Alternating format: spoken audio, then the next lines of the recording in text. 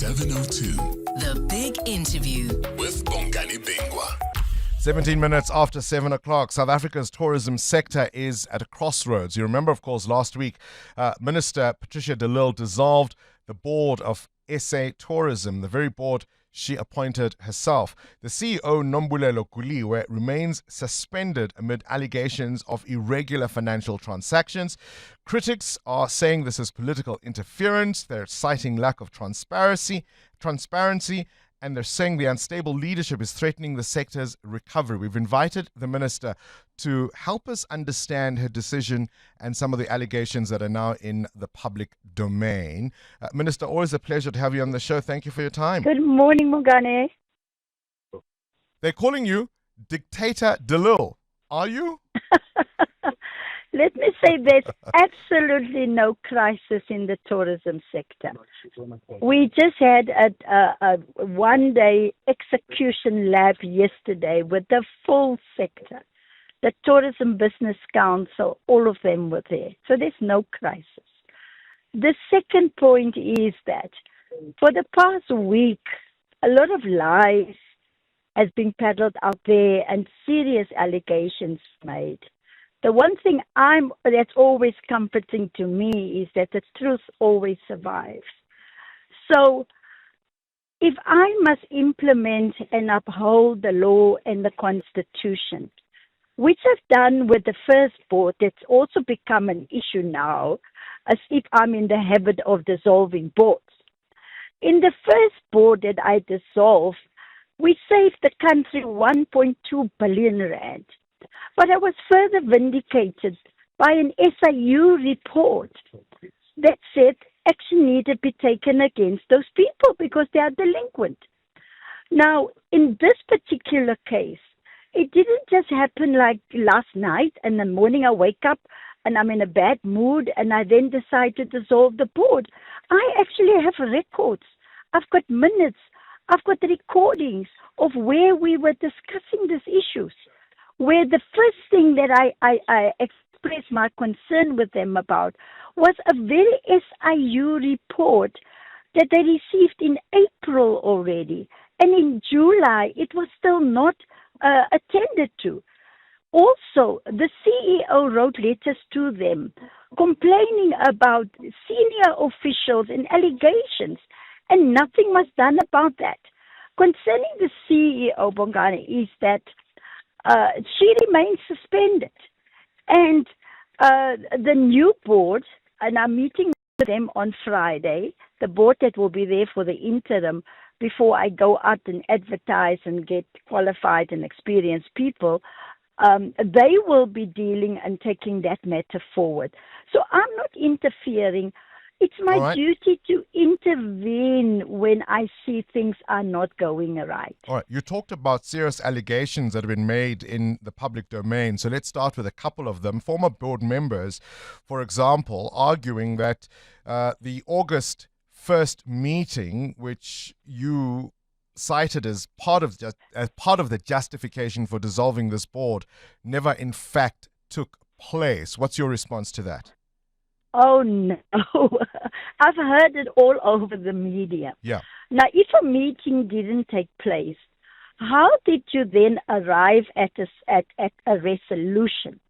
And the resolution was to appoint Mr. Lawson Naidu as a board representative. That doesn't exist in legislation. It was hours after the Professor Davids resigned that they called this meeting and appointed Mr. Naidu, because since he came onto the board, he always wanted to be the chair. And they saw an opportunity now to appoint him as a representative. They could have just said to me, Minister, can you appoint an acting chairperson? But they just had a full quarterly board meeting on the 31st of August. And in the 31st of August, the chair informed them that they are resigning. What was so urgent? Just make sure, yes. Minister, let's just make sure we're clear on the dates, because obviously today is still the 26th of August. Do you mean 31st of July? Oh, sorry. Oh, thank you for reminding me. Sorry about that. Yes, 31st of July. I'm so sorry about All right. that. So the meeting and on then so board this meet. couldn't this have Yes. been resolved then? In other words, the meeting on the first. I'm just quibbling with this date of the 1st of August. What certainty do you have that such a meeting took place on that day? Well, the thing, because they produced a resolution, and the resolution appointed Mr. Naidu as the board representative, and they claim they'd have done it with in terms of their fiduciary duties. But even fiduciary duties must be exercised and applied according to the law. So, I think it's just semantics. All right. Okay. Because the proof is there of the resolution. All right. Let's talk about the suspension of the CEO. She had been cited by the previous board, the one you mentioned earlier, as being unsuitable for the job. Now, former board member Opa Pulane Pilane, beg your pardon, has written a piece in which he says she wasn't even the preferred first choice candidate this time around, and that you took her name to cabinet and excluded the name of the preferred candidate, basically suggesting you misled cabinet. What's your response to that? Yes, if that was the case, why is he only bringing it up now? The process that was followed at the time, the SAT board appointed an independent company to do the recruitment and the interviews and the competency test and everything. Then the board then made a recommendation to me. The next process then is that I have to go to cabinet to get cabinet concurrence. And that is exactly what I did. I was not involved in the actual interviews and the recruitments and all of that. No, that's fair. But did you go to cabinet with the name of Nombulelo Kuliwe as the preferred CEO? Yes, because the board made that recommendation to me. They said she was second on the list. Well, I will have to go and check, but that was the recommendation I got from the previous board. Yes, they're saying now. Hold on, Minister. Just for clarity, hold on. They're saying she was second on that list. In fact, there's even the suggestion that the previous board, as I said to you earlier, had said that she was unsuitable. She'd already faced disciplinary action then. How was this then the name you say was your first choice to take to cabinet? It was not my first choice. I'm just telling you. The board made a recommendation to me, and I took the recommendation to cabinet. What I am asking, if Opa had felt so aggrieved, in terms of the law, he could have challenged it. He could have said, but why did you put this candidate number one? Because I was number one, and we could have dealt with the matter. Why is he raising it only now? All right. Well, I'm asking you, though. I will definitely go and investigate. But I can tell you, I got a recommendation from the board, and I wasn't part of the process. I'm not trying to make excuses. I'm just saying to you that was the process followed at the time. Minister, I need clarity because, of course, the board will make a recommendation and they'll give you a list of names ranked in a particular order.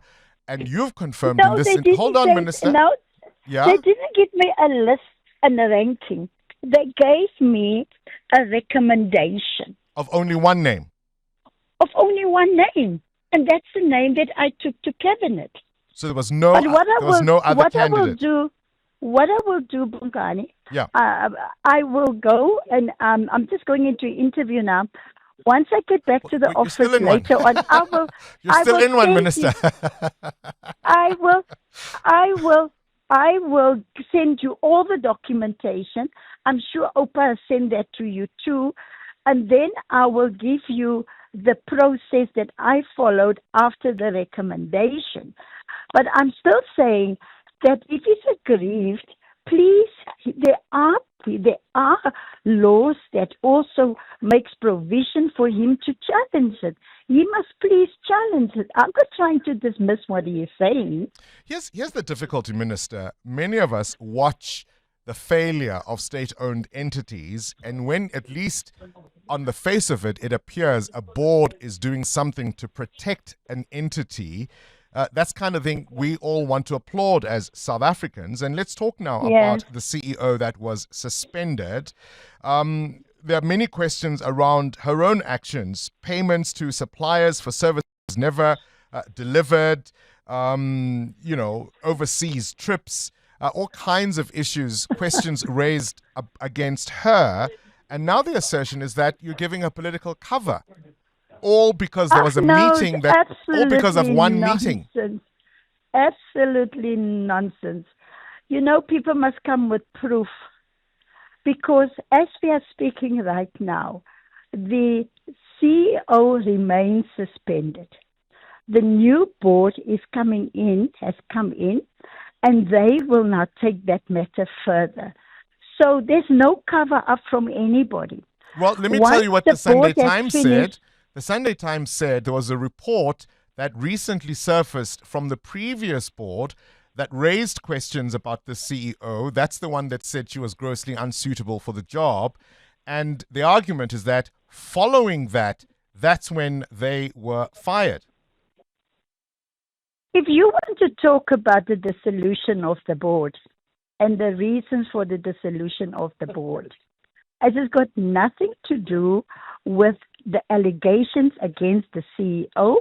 That must be tested, and the new board will take that forward. The dissolution of the board came because they didn't follow due process, and it was not the first time. I warned them on the 4th of July, again in a letter on the 13th of July. They claimed there was no meeting on the 1st of August, but they took a resolution. I don't know whether the resolution fell from the sky or something. That is what I am following up. And I have been advised by senior counsel to say, Minister, this is the right procedure that you followed.